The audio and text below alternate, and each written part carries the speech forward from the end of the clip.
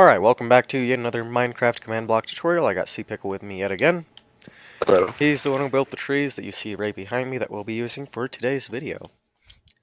With that said, thank you C-Pickle. Don't forget to like, comment, and subscribe. He's been helping me out a lot with videos.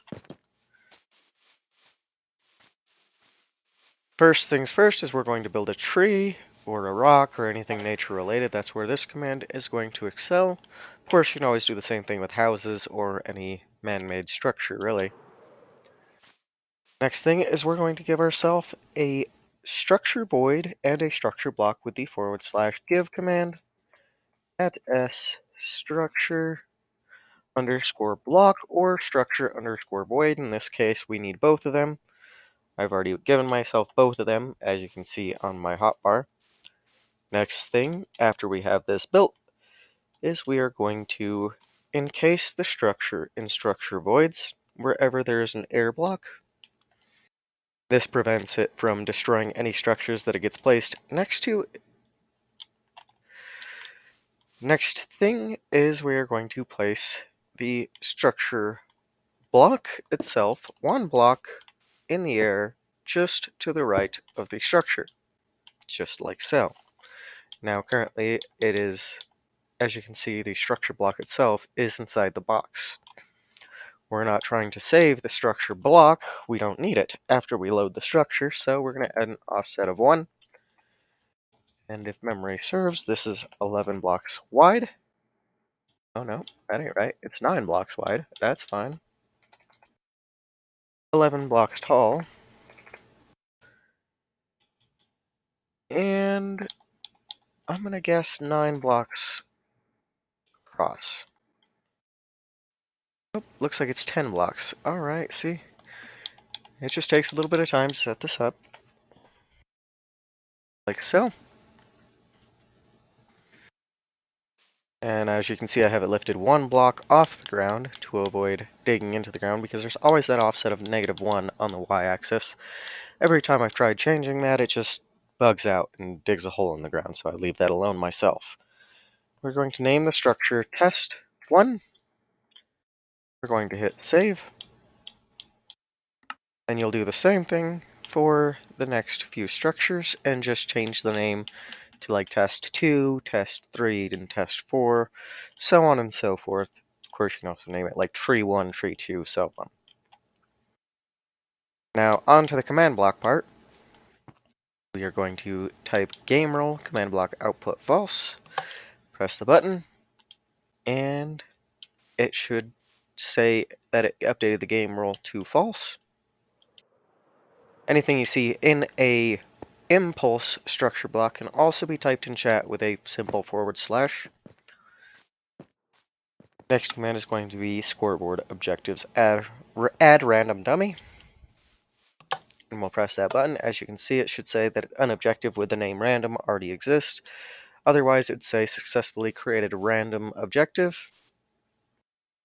Next command is going to be scoreboard players set rando random 1. And this is an impulse command block yet again. So again, this can be typed out in chat. Press the button, and as we can see, it says set random for rando to a score of 1.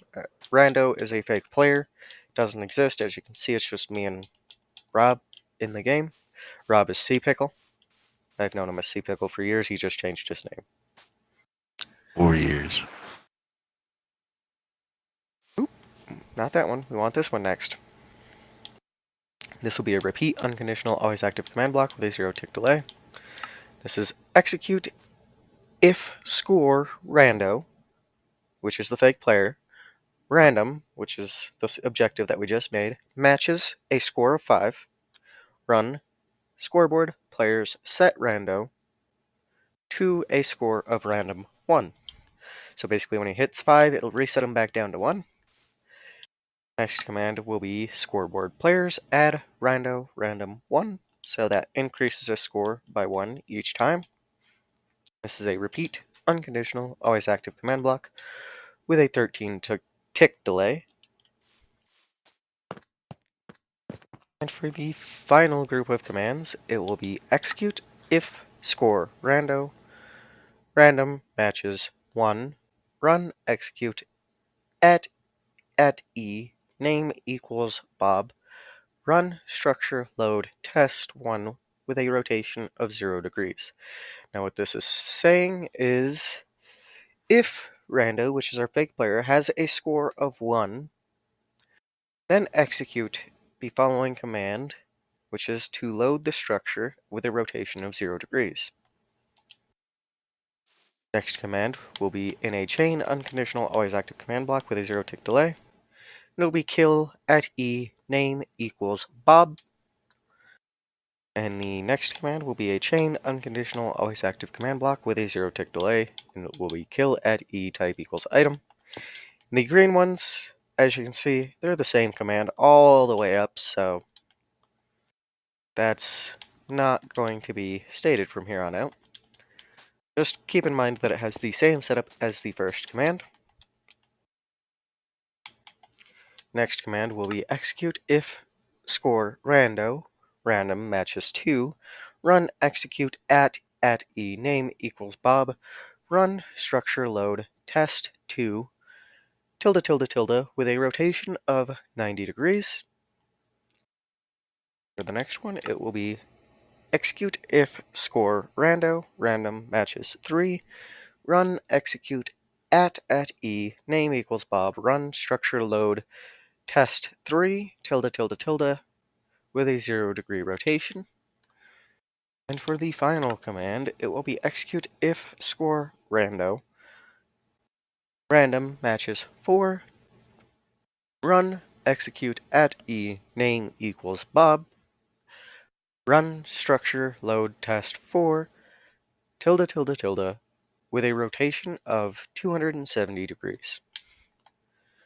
Now you're going to give yourself some kind of spawn egg, whether it's a sheep, a pig, or a zombie, or whatever else. Of course, you can't spawn hostile mobs on peaceful, keep that in mind. If you're on peaceful, use sheeps or pigs. You're going to name it Bob, with an anvil, of course. And we'll pull Bob out of the anvil, and we'll place it, and we should get a random tree. That looks like it spawned tree number 3. That looks like tree number 2. Nope, that's tree number 2. That other one is tree number 1. Looks like we got tree number 4? It's a little hard to keep track of which one's which, especially when they're rotated. Anyway, as you can see, we can sit here and place it. Where this excels is placing things at random, just like you'd see in a forest. No tree would look the same. They'd kind of be randomly placed.